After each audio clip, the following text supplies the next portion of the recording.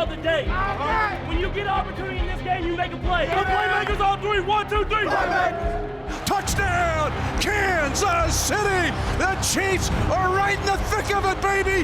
Hi again, everybody, and welcome to this edition of Defending the Kingdom. Mitch Holthus with you, voice of the Chiefs, along with senior team reporter Matt McMullen. This episode will be called the 53 because the Chiefs have got their 53-man roster for now. They have the 69-man group, which includes the 16-man practice squad, and then the Chiefs get to raise the curtain on the entire National Football League season. A reminder, Defending the Kingdom is brought to you by Ticketmaster. Yep, you're their new best friend. Check out Ticketmaster. It is the greatest home schedule, I should say, in the 64-year franchise, history of the franchise.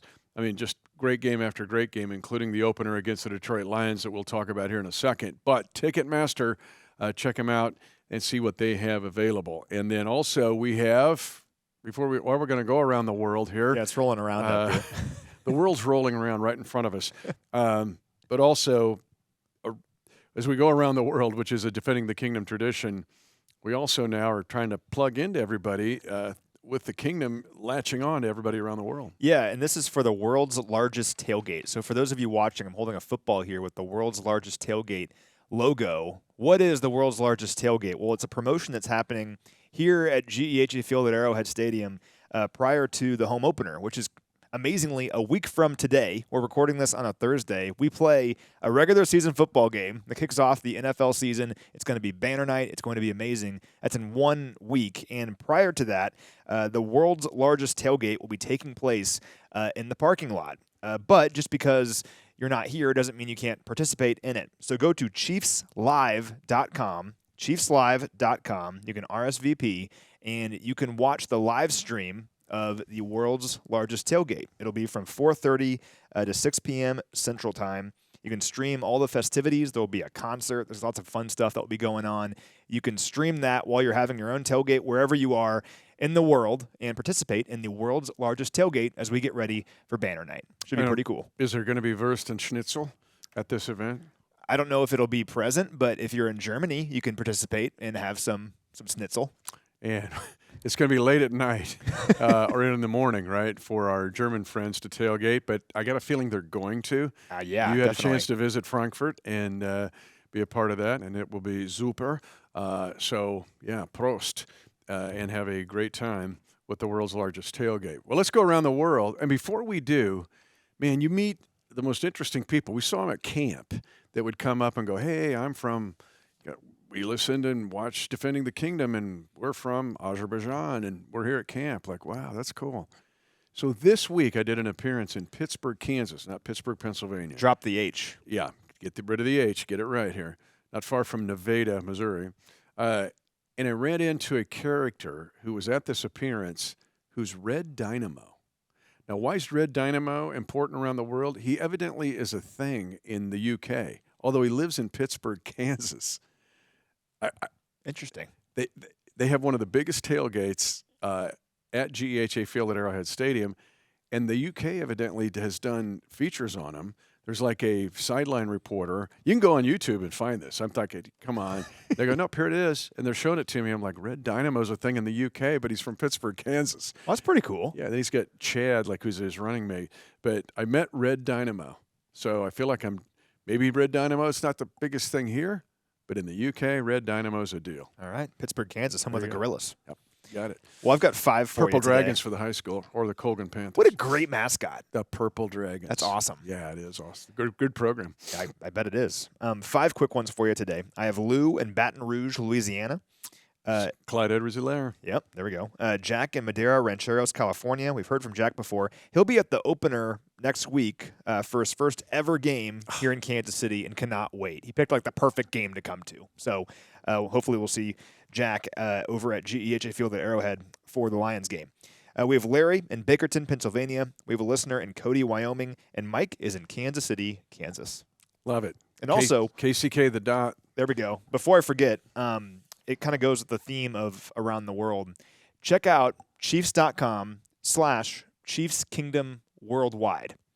What it is wherever you are in the world, you can find like Chiefs bars that are local to you, Chiefs restaurants that have registered as Chiefs places. You can connect with other Chiefs fans around the world. It's super cool. I've been kind of checking it out and watching it grow here over the last month or so because it's brand new. It's really cool. So whether you are in Kansas City and are traveling somewhere and you're going to maybe miss the Chiefs game and you want to be around other Chiefs fans, you can find out where like Chiefs locales are wherever you're going to be. Or if you're somewhere else other than Kansas City and you don't live here, you can find out where other Chiefs fans are near you. So pretty cool. It is Chiefs.com/Chiefs Kingdom worldwide, not Prestige worldwide. I won't go there. Yeah. But I do know a friend of mine has visited Dublin. He's got a friend in Dublin that has a Chiefs-centric bar. I've got to see a picture of that on this website. And because Dublin, I know, is also a hot area for the Chiefs Kingdom. All right, this episode is going to be 53-69 curtain raiser. Raise the curtain, if you will. But let's talk about the 53 because finally we got it. And I said this, it's wet cement. Yeah. Right, don't step in it because immediately after the 53-man roster was set, the Chiefs were able to make a roster move, a waiver claim, and Matt Dickerson, who originally was on the 53, now moves to the practice squad in a matter of, hours. But that's kind of the way this works. But Darius Rush, a cornerback from the Indianapolis Colts, was cut by them. And so the Chiefs were able to make a waiver claim. All right, let's go to the 53-man roster. We'll get to Darius in a second. We kind of just got cropped us by position here. But interesting, there were 10 offensive linemen taken in the 53. Your thoughts? Yeah, 10 offensive linemen. It's a good problem to have when you have lots of players who I think had a chance to make this team, and we are curious who was going to make it. Mike Caliendo is one who I'm really happy for, and he's a player. You always talk about crockpot guys that you kind of stash in the practice squad and get them in our culture and see how they can grow, and it's a testament to Mike that he made this 53-man roster. I mean, it's awesome, and he's going to be a player that can hopefully help us. He has great guard and center flexibility. We saw him playing at both spots throughout OTAs and throughout training camp. And he made this team because he showed that he can be that guard, center, flex guy. So awesome that he made it. He's the first guy that stands out. And it's also interesting that both Prince Tega Wanogo and Lucas Niang made the team. Wanye Morris as well, but it kind of felt like maybe Lucas and Prince were in a competition with one another, but we kept both of them. So we have 3 players now, when you include Wanye, who all have that swing tackle flexibility. And then you have Mike Caliendo, who can play both center and guard. And then Nick Allegretti as well, who could do that too. So I like the flexibility of all these guys, but if there's one story who I'm really kind of attached to right now, just seeing who made the team initially, Mike Caliendo is the story for me. Yeah, I love it. Undrafted player out of Western Michigan, same school of Sky Moore, but Mike has been, we've seen him rise, and you and I have watched him now over the better part of 2 years do exactly that. From a context of history, wide receiver is a noteworthy discussion. We laid it out, right? With during the summer, we laid it out during training camp, but 7 wide receivers make this team. And that becomes interesting because it's historic in that regard, but not a surprise. We were thinking that there was going to be 7. We were starting to get word that there was going to be 7 about midway through St. Joseph. And then we saw Amir Smith-Marset go nuts in the last 2 preseason games. We're like, oh, wait a minute. Not going to be 8, but who gets out? And then we know that there was a trade. So the Chiefs able to get a draft pick from the play of Amir Smith-Marset. But your thoughts on having 7 wide receivers? Yeah, it's interesting. Again, it's a testament to the guys. It's a testament to the front office that they have this many players who they felt were worthy of making the team. It's, like you said, the first time ever since Coach Reed has been here, since 2013, that we've kept 7 wide receivers. It's a lot of wide receivers. Justin Ross, of course, is the big story. We were wondering going into camp, can he do enough to make this team and really force this team's hand to keep 7 wide receivers, because the other guys kind of seemed like they were written in ink. And he did. It's a testament to him. And it's not just what he did offensively. I know it's easy to watch the big plays. He had that great catch in the Browns game for a touchdown. That's part of why he made the team, but also his contributions on special teams and how he proved during the offseason training program that he could be a contributor on special teams. That helped earn himself a spot on this team. Yeah, and it saved the crashing of servers throughout the Chiefs' kingdom, because if they would have waived him, there would have been just an apocalypse, I think. He would have been picked up, too. So he would have been easily. So it's fun to see that. Now, the next 3 I'm going to lump together because it all seems like at least one of these 3 areas, it's one man short than what you and I thought they were going to be. So 2 quarterbacks, When you look at Blaine Gabbert was really good. I mean, he impressed me starting in the summertime. You and I talked about it. There's more there than I thought maybe that we were going to get looking at his 11 previous years in the league. Credit to him, man. He lit it up. And we know about Patrick. But then 3 running backs, not 4, and 3 tight ends, not 4. That, to me, was interesting. It was interesting, particularly at running back, where I think we were kind of assuming it would be 4 the entire time, and we were wondering, will it be P. Ryan or will it be Prince? And it was neither of them. But they both ended up on the practice squad. So as we talked about all offseason long, the initial 53-man roster does not necessarily mean much as long as guys still stick around on the practice squad. We could see either of those guys, maybe both of them at some point during this season. We'll kind of see how things transpire as the weeks go on. But I'm glad we kept both of them. P. Ryan really came on late toward the end of the preseason, just a very interesting player who can do a whole lot. And then Prince is still young. I mean, he's a rookie, but I think he showed some things as well. So we talk about the crock pot once again. I'm glad both of those guys are still in town, even though they didn't make the roster. It was surprising, though. Yeah, Michael P. Ryan can help you win a game. And you saw some of the, remember Darrell Williams from a couple years back? There's a little bit of that, maybe even a little more explosive. Kind of Spencer Ware-ish, too. Very Spencer Ware-ish, love it, because he's a really good receiver. Remember, Spencer Ware was a very good receiver. His catch started the great comeback by Alex Smith against the Chargers. Yep. 9 defensive linemen, as we slipped, the 3 specialists we know, there's no mystery there, but the 9 defensive linemen is interesting, at least right now. We mentioned Matt Dickerson gets thrown to the practice squad with Darius Rush coming in being claimed.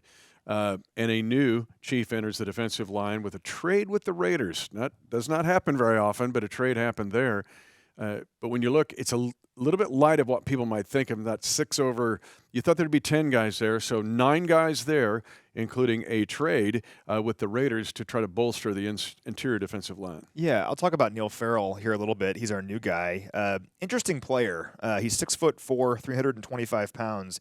He was drafted just last year by the Raiders. He was a 4th-round pick. And going into the draft, Dane Brugler is my favorite draft analyst. He writes for The Athletic. It's really great stuff. He had Farrell as the number 8 defensive tackle in that draft class, and he ended up going in the 4th round, so around where Brugler expected. Played 9 games last season, but this is a prototypical run-stuffing nose tackle kind of player. And I'm always down if you want to go get players who maybe need a change of scenery, who recently were pretty highly touted prospects, get them into your system and see what they can become. Brett Veach loves doing that, and he's done it with success, and I think we're seeing that here with Farrell. So we know a lot about the guys that are here already, but adding Farrell to the fray, it's always kind of fun when you add a new player on roster cut day, and he's a player who, if you study the draft, is kind of recently in people's minds. Especially the trade with the Raiders. Don't you know the Chiefs Kingdom's going, wait a minute, well, can we trust these guys? And so it'll be interesting to watch Farrell and how he grows in this defense. 6 linebackers. That was a bit of a surprise. We talked about how talented the linebacker room was, but we thought there would probably be 5. But Cam Jones makes it as an undrafted free agent. And exciting to see that because he, again, caught our eye all the way back in May during rookie minicamp. But 6 linebackers, and I really like the linebacker room. It's funny because when we initially get the list of undrafted free agents, every single year there's a guy or 2 at the top that we're really excited about, and then it's usually someone else that ends up surprising us and making the team. This year it was the guy that we were really excited about, and Cam Jones, who is now a member of the 53-man roster. It's a credit to him. He's an awesome story. He's a player, if you've watched our previous episodes, you know this already, but he's a player that through week 5 at Indiana last year, he was leading the Big Ten in tackles per game. Suffered a foot injury, missed the rest of the season, but stayed on the sideline for the Hoosiers as an additional coach. If that hadn't happened, if he hadn't gotten hurt, he surely would have been drafted. But, of course, the injury did happen. He did not get drafted, but he landed here in Kansas City. And Coach Reed says, if you put things on tape, if you come here and you show us that you can play, you have a chance. And Cam Jones is a great example of that. He showed that he can play, and now he's a member of this team. Secondary with the Rush claim by the Chiefs and putting him on the 53, now 6 corners and 4 safeties.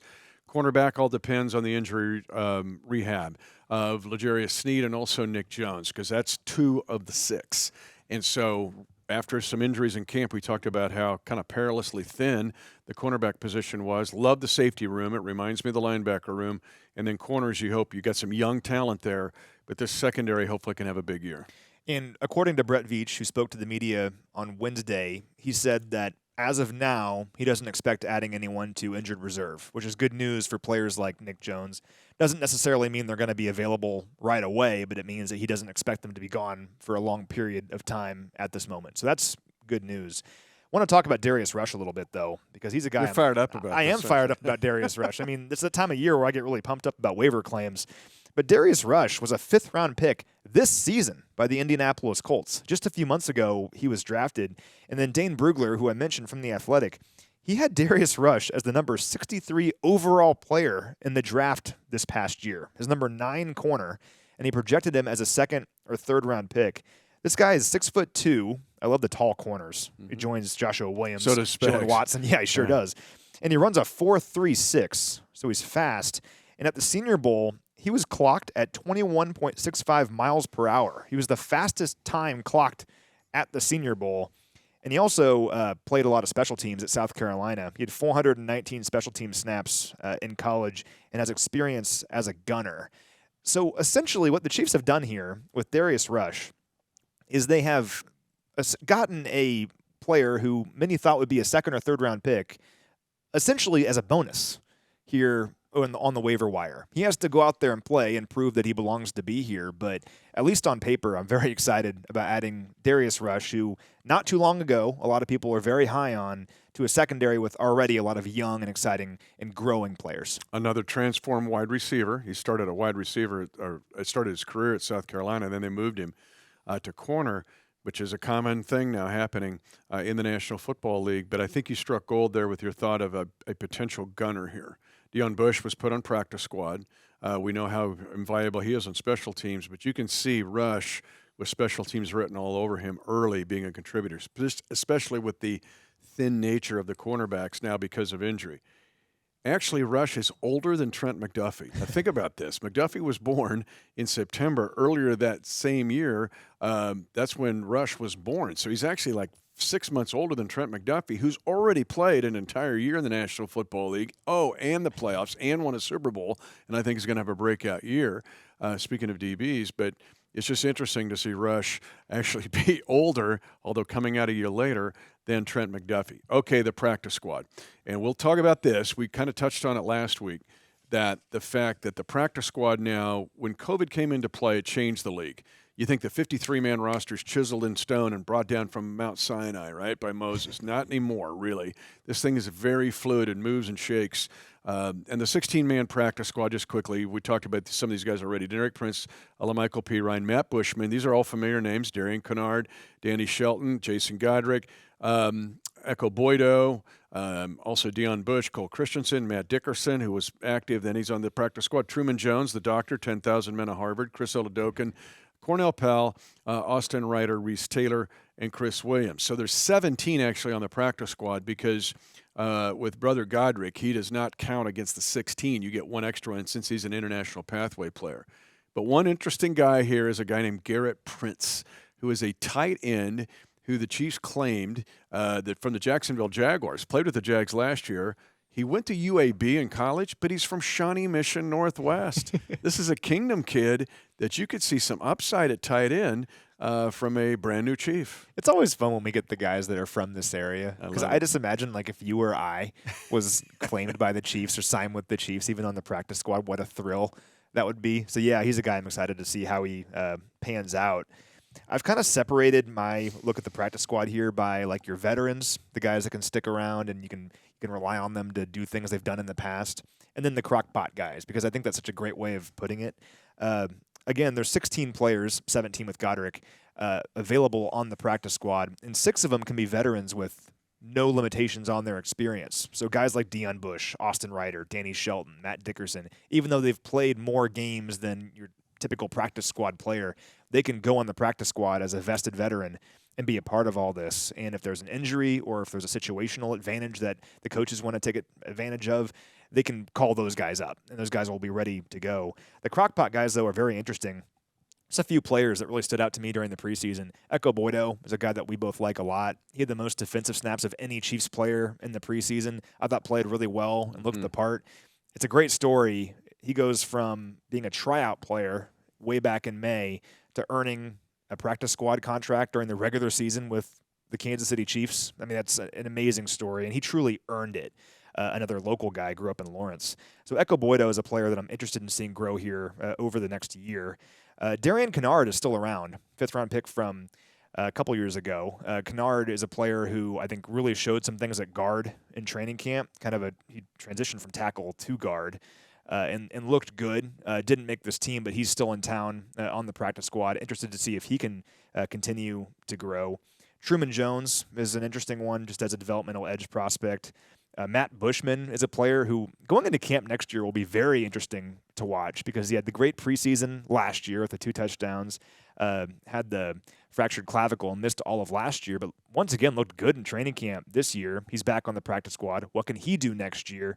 And then LaMichael Pirine and Deneric Prince sticking around.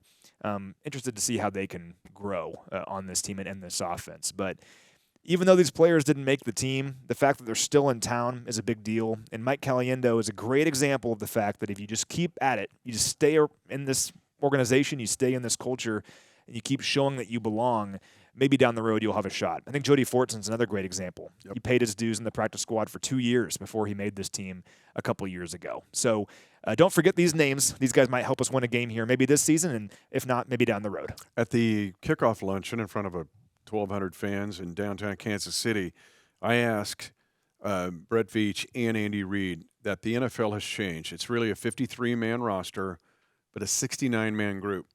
I went back and looked it up. The Chiefs had 43 elevations last year, 43 transactions that involved practice squad elevations. You're allowed, there's some intricate rules here with the practice squad, you're allowed 3 elevations as a single player.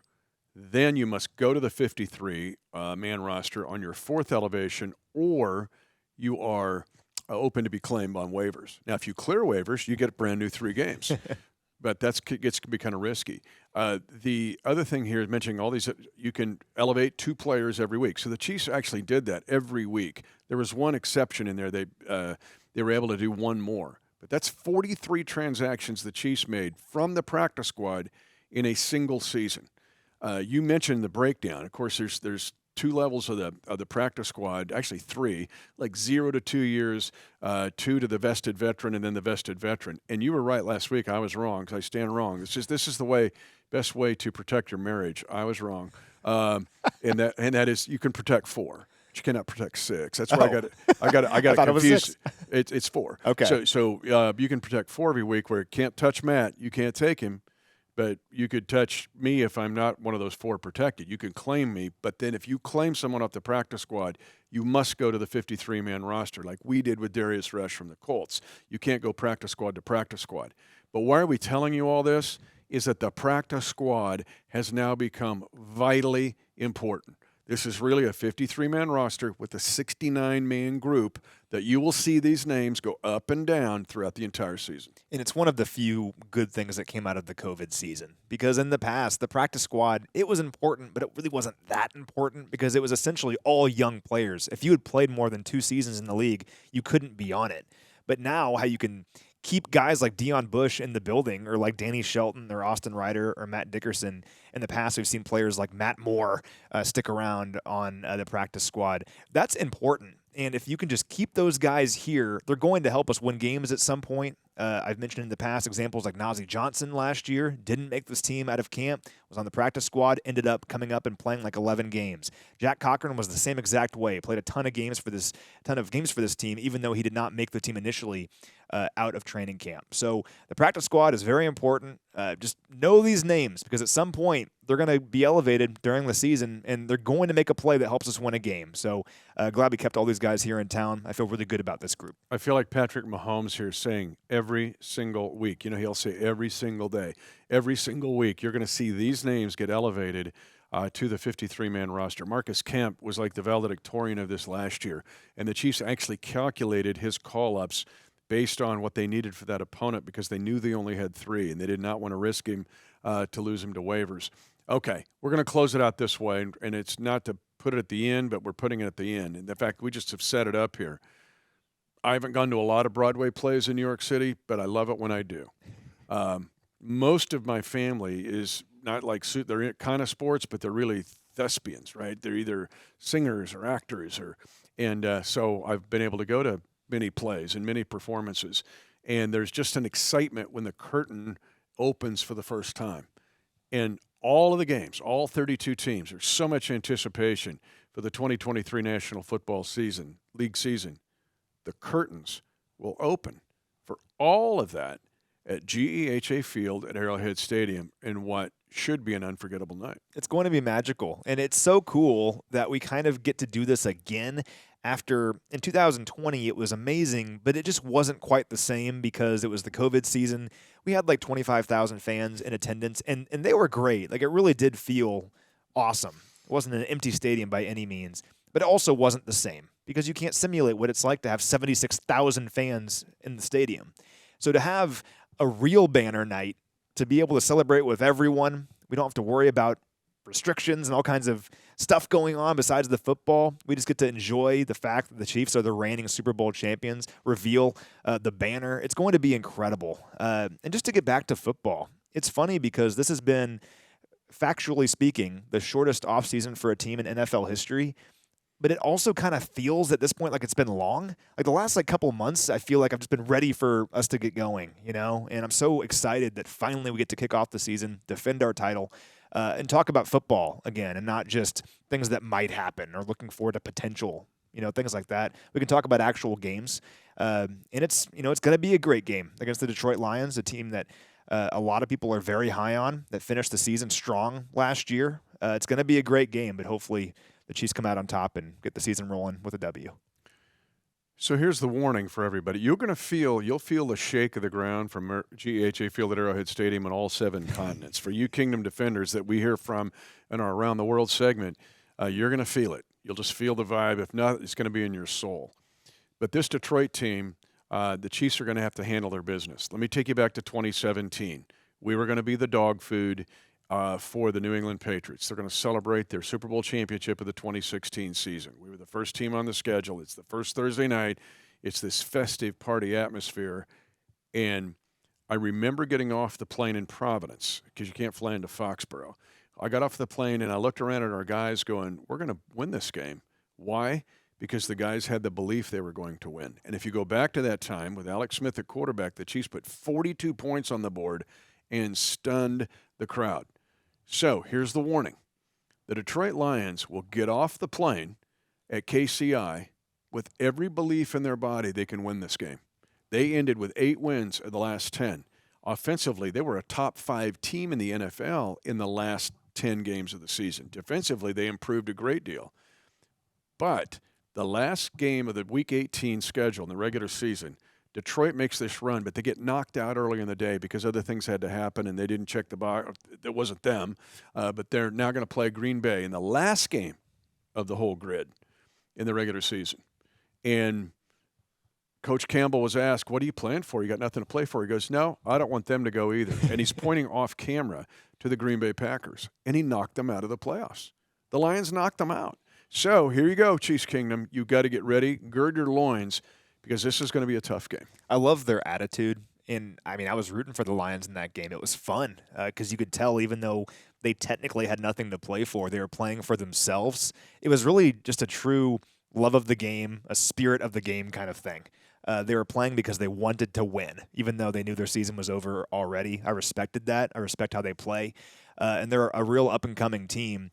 The beauty of it, though, is the Chiefs, even though they have been the most successful team in the NFL over the last 10 years since Coach Reid's been here, and particularly in the Patrick Mahomes era over the last 5 years, 5 straight AFC title game appearances. You win 3 of those and you win 2 Super Bowls.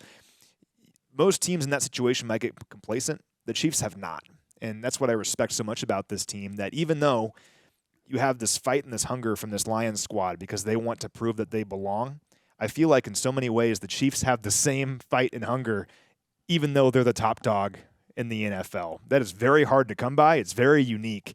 And just being around Patrick Mahomes and Travis Kelce and everyone else on this roster, it is obvious they have that same kind of desire.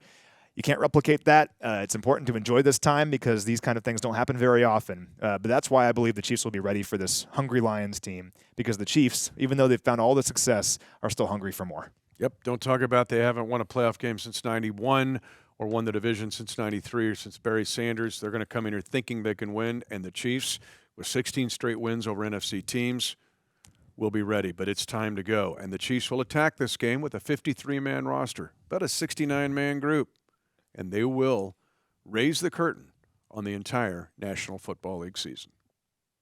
10, 5, touchdown! Lock it down! And the celebration begins at Arrowhead.